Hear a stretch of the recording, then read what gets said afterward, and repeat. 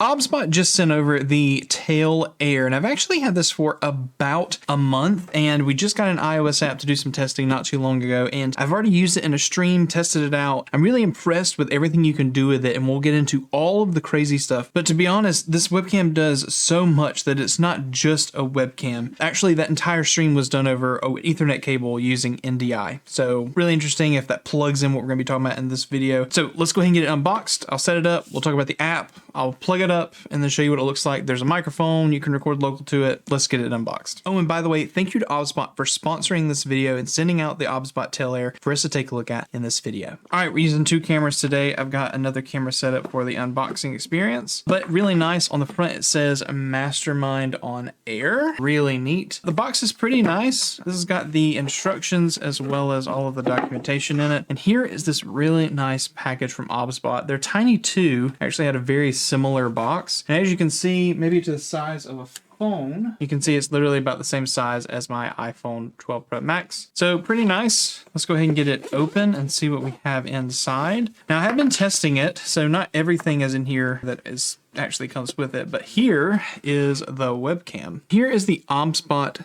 Tail Air. This is the front of the device. Over on the side, we actually have a micro HDMI port and then also an SD card because you can record local to it. On the back, you have a USB-C as well as the power button. And on this side, you have a headphone port where you can actually do dedicated headphones directly to this. So like a Rode Wireless Go or anything like that, you can connect directly to this and do some really fun things with it. But as you can see, this camera, it's a gimbal. And it's what's called a PTZ camera. So you basically just set it up, and the app that we're able to connect to with this has a kind of a gimbal that you can move around, but it also has AI. So you can double tap your subject, and if you zoom in, it'll actually move around in the frame or actually move the camera to track the target. We're going to do that here in just a moment. But what you do need to know is that this does not have to be connected by USB. Let's go through some of the specs and things that you need to have for this. Oh, and what comes in the box, by the way, is a USB-C. Let me go ahead and show you this. To USB-C male to USB-C female double port right here, so that you can actually have a splitter, because there is an Ethernet adapter that you can use for NDI, and I'll show you that here in a minute. But it's basically just an Ethernet adapter to where you can actually hard line this in and put this anywhere and connect it over network. Even PoE, those of you who use PoE.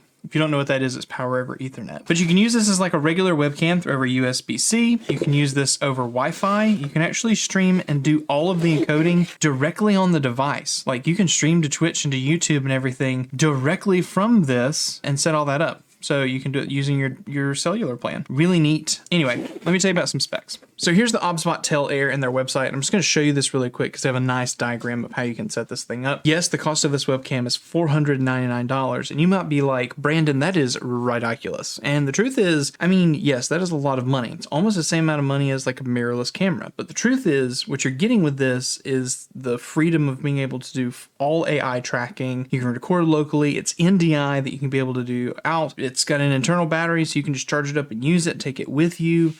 There's a lot of features with this that if you're using it for specific things, like for example, if you're doing a concert and you don't want to have to worry about setting things up, it can stream directly from the device. You can actually double click your face and it track you. So what you do is, what you can see right here is it's tracking this basketball player, and you get these boxes and it'll just track. Same thing with animals, same thing with objects. You just double tap it and it just tracks that object and just pans with the actual PTZ head. Really neat. I want to go ahead and show you this. So this is what's interesting. You have the OBSBOT Tail Air here, and then there's a kind of a diagram that shows you everything you can connect it to. You can either connect a microphone or use the built-in microphone. It does have a omnidirectional, dual omnidirectionals. You can also use the SD card to be able to record everything local, and that's if you don't want to actually connect it to anything. You just want to turn the webcam on and connect it to your device and hit record, right? Or you can use a micro HDMI port, which is on here with a capture card or something like that to be able to encode, etc. You can use USB-C as a regular webcam. You can actually send it out over NDI. You can use an Ethernet adapter, which is what I have already set up and it's already been unboxed, but USB-C, and then you basically plug in either power over Ethernet or just Ethernet, and then also USB-C cable to charge it. So you can actually do that. You can also connect it over Wi-Fi to NDI, or you can connect it just to the mobile app and stream it directly from this to all of your favorite locations or record. It's really interesting. There's so many options to be able to use this camera that if you're looking for this solution, or you're a person who has kind of an interesting setup for a stream, a PTZ camera can solve a lot of scenarios scenarios for you. Enough talking about it. Let me connect it and show you what it looks like. All right, so I'm actually got the app right here so you can see it. It's going to flip in a different way in a second. But anyway, here's the camera. I'm going to go ahead and press and hold the button on the back, and we're going to go ahead and have it turn on. You'll see that it's got a light that goes across the top. And now you can see on the app, it says live streaming via Wi-Fi. And that's just because of what it is. I don't have it connected over like Ethernet or anything like that. So I'm going to click live streaming via Wi-Fi, and it's going to ask to make sure I've got my network selected. The answer is yes. Going to click join. It's going to make my phone join that network. All right, so what you're actually seeing is the screen recording from my device. So this is not full resolution at all. I'm going to go ahead and gimbal up to where it'll look at my face. And I've got kind of maybe, I don't know if I have any adjustments on it right now or not. But anyway, this is on my table, just kind of shooting up, and you can see like here it is right here. It's just kind of sitting on my table. Anyway, so what you have is this button right here is kind of this gimbal move, and you can move it. You can kind of speed things up, move things around. And this is kind of how it looks. Now, what I'm gonna do is I'm actually gonna move it closer because you can kind of see quality on the hair on people's face. And I always do this with my beard just because, you know, I don't have hair up here. But anyway, as you can see, like for 4K, which is kind of what you're previewing right now, that is clear. Like this is a big sensor, and the information it says on the front of this is a 23mm f1.8 sensor. And you can see when that zooms in, there's not a lot of compression in the back, but there's a decent amount of compression, guys. I'm actually arm's length away from it right now, so if that's how you want to kind of think about that. But you basically just move this gimbal all the way around, and you have a full almost 360-degree movement here. So it does stop. It can't spin all the way around just because you'll break cables, right? So it does have a stop at the very back. So you can go basically 358 and you lose that 2 degrees. There's the Sony FX30, by the way. So what I'm going to do is I'm going to pull it back to me. We're going to talk about a little bit of the app stuff, and then I'm going to connect it to NDI and actually record it through OBS so you can see it and not have it in this kind of field of view thing. So yeah, if I tap up here, it'll actually make everything go away. So this is kind of the quality, and this is previewing from a screen recording on my iPhone. Like, look at this, guys. Pretty crazy. Like, here's these headphones and a video I'm just about to review. I mean, watch it focus. How clean, and I'll let go. How clean was that focus? That focus motor has a little bit of audio to it. Let's see if I'll actually focus. There it is. I was a little too close to it. Yeah, it has a little bit of sound to the focus, and it's pretty quick. Like, look at that as it unfocuses and refocuses. That's nuts. And so for $500, this is a really big sensor, and it looks really nice. Now, I do think I have a couple things adjusted. Let's take a look at that. So if we go under settings, right now I have it on manual settings. So I'm actually going to tap the M, and we're going to let it go to auto. And now I'm going to be right here. I've actually got my big, oh, it's trying to find me. It's got my big key light right there, so you can see it's adjusting the ISO and the shutter speed. And then as I put it here, you can see it's kind of adjusting and moving things where it needs to be, which is nice. You have auto white balance in the bottom. You can adjust all the auto white balance. You can adjust the style, which is basically like a filter. And then you obviously have like auto exposure. You can turn on or off HDR. If you turn on HDR, everything's going to look really flat just because of I'm not doing this in an HDR piece. You can turn on your rule of thirds. You can flip the canvas, and then you also can adjust, what is that? Oh, you can actually make it a 50 hertz or a 60 hertz. So it adjusts the shutter speed and locks it, which is really nice. So if you do, it's a 60 hertz and you're doing 60p, it'll actually lock it, the shutter at the 180 rule. So I'm actually gonna turn it off. Actually, I'm gonna leave it on 60. That's what it'd be. Also, you can adjust autofocus to single, to continuous, or to manual focus, and you're able to fully adjust. We'll leave it on autofocus continuous right now. But then you can also just change this to manual and do full controls, which is what I was doing earlier. I like the shutter speed to be not the 180 rule. I like the 360 rule where it actually sits at 60. If you're 60 frames, it's at 60, which is what this video is, 60 frames. That allows me to do a lower ISO so that I can get a little bit more quality, which you can see right there is what we get. I'm at 200 ISO on this, and that's crazy, guys. Look at that. I know I keep pulling it at my beard and you're like, oh my God, I don't care about your beard, but it looks crazy good. All right, let's talk about a couple settings in here. So we're going to click the 3 dots at the bottom. You're going to see you have gesture control. They have select target. You can do record. You can make it zoom in and out, and then dynamic zoom. These are, if you've had a PTZ camera before, you can kind of see that. If I do this, you can see it start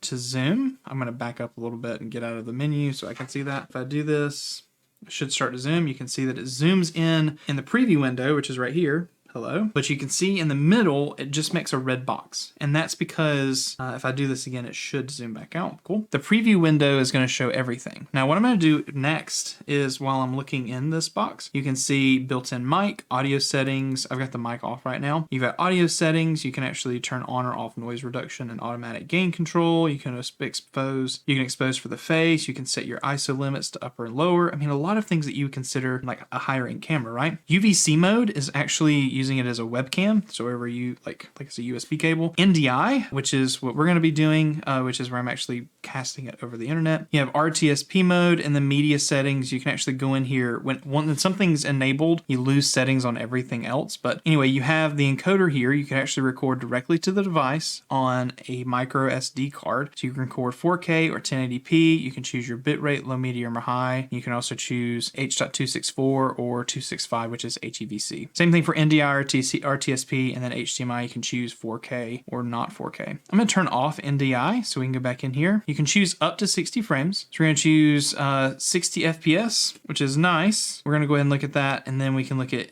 the encoder here, 1080p. I can turn on NDI again. After enabling, it will disable. Cool. And here's the thing about 60 FPS, okay? If I'm at 60 FPS, I believe it crops in a little bit. Let me go back out here and turn that back off. Let's go to 30. Did it crop? Yeah. So with data transmission, and that's so much more data to transfer when you go from 30 to 60, it's going to crop things. And as you can see on the right side, if I click 60, you can see it's going to crop in, but I'm going to get a full 60 FPS, right? You can also change if it's 50, like the PAL, it's also going to be cropped. So if you're going to do 48, I think it's also cropped. Anything above 30 is going to crop. So to get that full wide range, you're going to have to be on 30 FPS. We're going to stay at that for now. So we're going to leave that alone. We're going to turn NDI back on because we're going to use it in a second. And then there's just other settings, connections, stuff like that. A couple other ones you have this is you have like wide, auto. You can also choose your face. So if I click this, it actually will automatically choose kind of like the presets that are there. You can set it on auto and it'll automatically do zooms and stuff. But what we're just going to do is we're going to leave it on wide and adjust that later. And then there's home, and that takes you backwards. So here's the cool thing. If I leave this right here, I'm going to, with my finger, I'm going to double tap my face, and you can see it grabs these green boxes. Now, as I move around the room, I mean, I'm sliding pretty quick in my chair. It's tracking me really good with no problems. Up, down. If I go really quick out of frame, I mean, it tracks me pretty good just right here, right? But one thing I do know that is it doesn't go down really well. So it gets to a certain point and then it can't go down anymore. And obviously you can start to see the base of it, right? So there is a limitation if you mount it up high, it's going to have that problem. However, I have it horizontal right now, almost like it's flying straight at me. And that's also going to make it struggle because it doesn't really have much range of motion to twist and turn. So just know that. And to stop tracking, you just double tap. And then if you want it to move around, you can just move the gimbal. So there's a lot of things to really be interested with this. And we're just looking at it on the recording so I can show you the app. Now, let me go ahead and connect it over NDI so you can see what the quality is like over NDI. We're going to do 1080p 30 because we're on Wi-Fi. And then once we're all connected up over there, I'll try 1080p 60 and we'll go from there. All right, so now I'm actually recording over Wi-Fi. I'm still on the app, right? So here's the app. Okay, I'm still on the app, but I'm actually over NDI, connecting into OBS over Wi-Fi. I'm not even on wired or anything like that. This is the quality you would get. I think this is at 1080p medium bitrate FPS, and this is kind of the quality you get. Let's adjust some of those settings and see what we get. We're going to go 1080p 60 and see what we get. Now we're at 1080p 60, and it's not a solid 60. So just not enough bit rate to be able to control this. Maybe if I lowered the bit rate, actually get it there, but maybe this is just a limitation of Wi-Fi because, trying to send it actually in this room and being able to connect everything. So maybe that's a limitation. Even at 60 FPS, you start to lose some of that. Like, that's really good quality still. Yeah, and I think you're also listening to the microphone that's on the device with the omnidirectional mics that are here. Hopefully that's the case. I'll have my editor be able to tell you whether or not I'm not actively monitoring this, be able to see. But this is still like almost like if I was connected to USB. Like, I'm moving around. There's no hitching, nothing crazy. Let's do the same thing. I'm going to double tap myself and let's do tracking over Wi-Fi NDI. I mean, and it's tracking. Look at that. It does really well. All right, I'm going to connect it up over Ethernet. I'm going to set it up, and we're going to do some other kind of cool things. We're going to see if we can bump the quality, see if we can get to 4K. So it's currently reconnecting while I get this camera connected. I'm clicking camera. It should connect over NDI and we can kind of just move forward, but the camera had to restart whenever you switch between Ethernet and Wi-Fi NDI. That's the case. Anyway, you might be asking the question, why am I worried about NDI? And I think this is probably one of the best parts of the camera. Sure, we connect it by webcam. We know we're going to get probably the best quality you can get out of this camera. But I think this is like the worst situation you can put it in is using it for NDI. And those of you who already have like all of this equipment in your house to be able to use this, or it's going to be in a situation where you don't necessarily want it to be beside you, or it's just somewhere else in maybe like a facility or a training situation. NDI is a really good way to like set up a stream in another room and take that camera with you and just connect it to the wireless and then just hit record. It's a really cool way to be able to use this. All right, I think I've got it connected, so let me jump back over there. All right, so I'm really blue because right above you, I'm going to adjust the gimbal. You can see that there's actually a blue key light right there. And I don't plan on adjusting the light, so it's going to kind of be what it is. But right now, we're actually connected over NDI using the Ethernet cable. And you guys are right here. We're still using the microphone on the camera, just so you can kind of feel what that's like. I'm actually going to back up a little bit. And it's got automatic gain, so I'm curious to see how that does, if it's going to be good or not. I'm actually going to track, so you can see how well it tracks here. So here's me. Here's my station, if y'all don't know like how my room is set up. And as I move around over this way, you now just start getting an angle of all the stuff on my bookshelf as it tries to find me. Oh, and it finds me. So even though it lost me, it still finds me. And I think it's a really cool use of this camera. Just being able to leave it over here. I can kind of move over here. This is kind of where I had it set up a stream, because I was just hanging out at my stream over here. And when I was able to get up, I could literally just come and talk to you guys. Be like, hey, how's it going? What's up, people? Anyway, so it kind of gets interesting like that. All right, let's adjust the settings and see if we can bump this up to like 4K 30. So we're NDI right now. You can 4K 30, this medium bitrate is kind of choppy, for being honest, and maybe the audio is choppy, but the video is kind of choppy. Let me go ahead and do tracking again. So let me move this way. You can kind of see how choppy that video is. I'm going to go ahead and move over here so you can kind of see, like, here's your quality that you're going to get, even though it might be a little glitchy. You'll be able to kind of see what it's like. I just disconnected it from the Ethernet plug and connected it to Wi-Fi, and the latency is a lot lower. So maybe you can even tell, like, this is that camera in 4K, guys. I mean, look how clear. It's trying to grab focus because I got a little too close, but like this looks fantastic, guys. And it's a nice wide lens. Like, anyway, I probably messed with this thing, and this microphone sounds awful at this point. Let me give you my final thoughts. So here are my final thoughts. I think for $500, if you actually take into account the quality, if you've ever used a camera around this price point, like for example, this camera that you're looking at right now, this is the Sony ZV-1F. Okay, this is a $500 camera from Sony. It is a 20mm full frame equivalent f1.8. And so if I put this up here, you can see that there is a little bit of compression if it focuses. So you can see there's a little bit of compression, probably very similar as a sensor, but you're seeing this is 1080p expanded to 4K, right? So for you to be able to see that, and then you also know that this camera is the Sony FX30 with a Sigma 16mm f1.4, right? If you can make and understand the difference that this camera is over $2,000 with a lens, right? This camera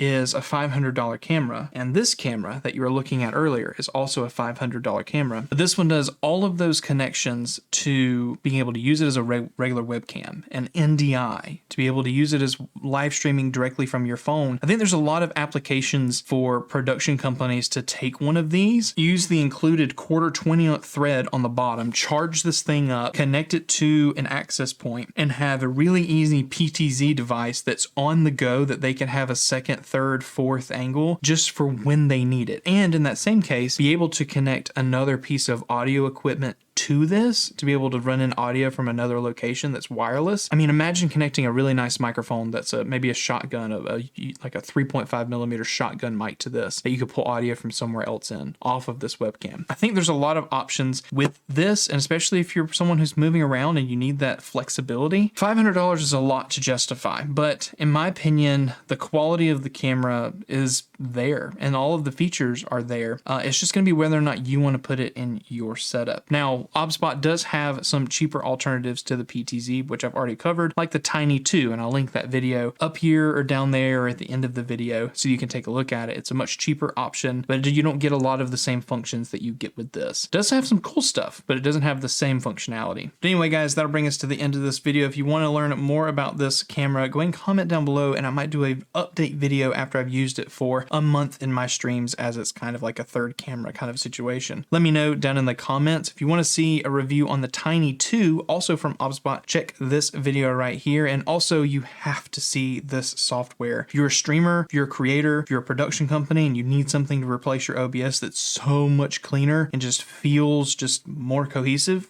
check out this video right here. Thank you to OBSBOT for sending it over for review, and you guys, you'll have a great day. Thanks.